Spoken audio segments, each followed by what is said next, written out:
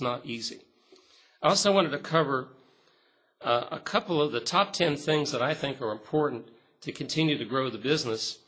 Our economic professors are probably going to recognize some. So I believe that economic principles are very important to growing a business. And the average business person does not pay attention to economics. Most of them are not schooled in economics. The number one is supply creates demand. If we have the right offering, we're going to have a lot of sales. And if we don't, we're not going to have sales. It's just about that simple. So we have to focus on creating the right offering. And one of the things that I do around the country is study what will be the emerging technologies and how will we approach those technologies to be the leader in them.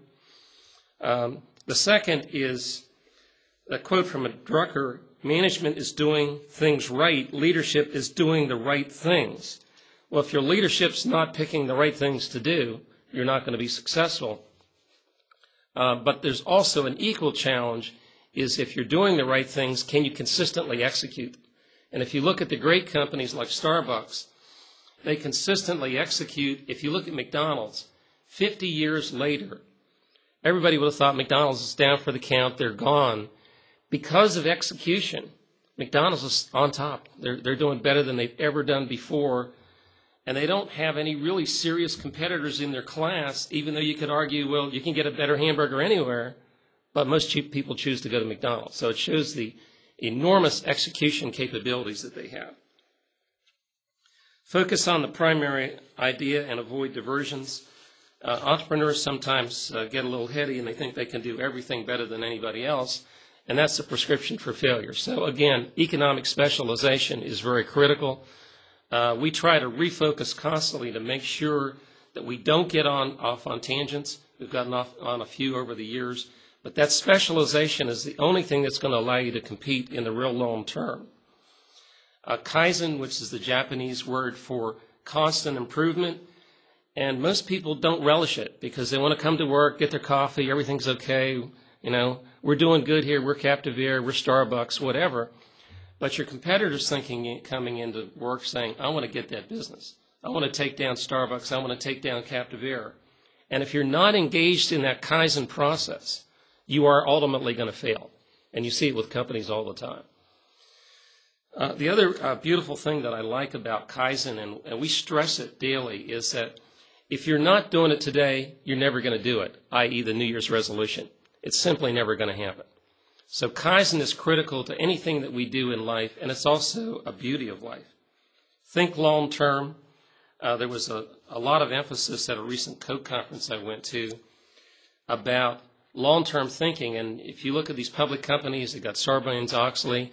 There's a story in the Wall Street Journal today how boards just focus on trying to deal with government regulation. They're obviously not focused on the long-term viability of the company. And that focus can cause a lot of things to go wrong. So thinking where our customers need to be 3 and 5 years from now, we need to know much better what they need than they'll ever need. Again, supply creates demand. And if we hit that mark correct, our sales are going to continue to grow at a very rapid pace. Risk calculation, we spend a lot of time with spreadsheets so that we understand our costs very well. And we price from cost up, oftentimes not from market opportunities. So in a particular market, that may put us way under on price, but we drive the business to that cost structure so that we consistently are able to have good, consistent growing earnings over the years.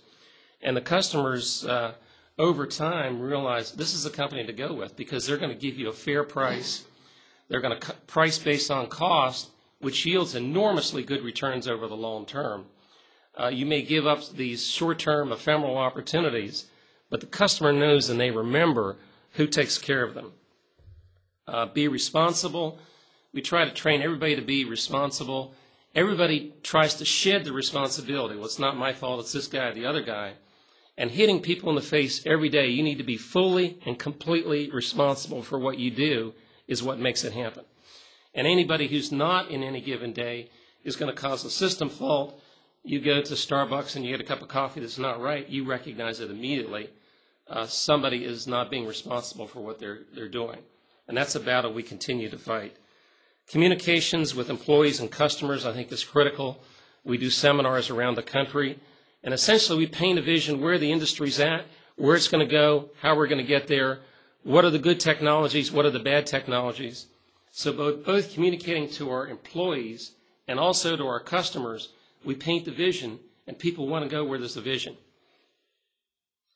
Opportunity cost, obviously allocation of capital, which you guys covered so well, is critical to any entrepreneurial success. If you misallocate your capital, you're out of business. We see it with government operations daily where they misallocate all capital, essentially. And then lastly, execution is the key to success. We haven't done a sales meeting for about 3 years. We're going to do one later this month. And the focus is going to be on execution. Lawrence Bossidy, who was a great manager with GE and well recognized around the world, wrote a book called Execution. And he said most people know their trade, they know what they're doing, but the question is, do they do it, and can they consistently get it done well? So execution is a very, very important part to business, never to be overlooked in any minute of every day. I had a quote from The Changemaker by Maury Klein. Creativity depends on the ability to step outside the boundaries of a given problem and by viewing it in a different light, reconfigure it along heretofore unexamined lines. The creative science, for example, dips into the unknown with a firm footing on the known. And that's the basis of all creativity. We talked a little bit about that in our chat earlier. Major concerns for the long term. Primary concern is hiring and finding good people. Because with the current educational system in this country, any engineer, any teacher that comes out that's good out of the university, out of the college, is going to have a job instantly. Not only a job, a good job, providing that they have a good attitude, they're a good thinker, and they have the other requisite skills. Unfortunately, we're producing too few talented people. And when you get involved with industrial companies, they need a lot of talented people. There's a lot of technologies involved. So probably the major concern for the long term is people. We spend a lot of time trying to develop our people, and it's not easy. Comment made earlier, I think, by Dr. Thornton, that they're not used to taking on complicated tasks. You teach them, you go through these technologies, which essentially they're only learning. They're not inventing, they're learning them. They're very challenged to learn these technologies and to remember them 3 months later. Converse to my father, my background, who was a mathematician, a bit of a scientist and engineer, that learning was what you did in your life. That was all you did, was you learned and you grew. So that's going to be a big challenge in the future. In closing, entrepreneurship, it's a great adventure. It's a challenge. There's many obstacles. There's huge risks, but it's worth every second of it.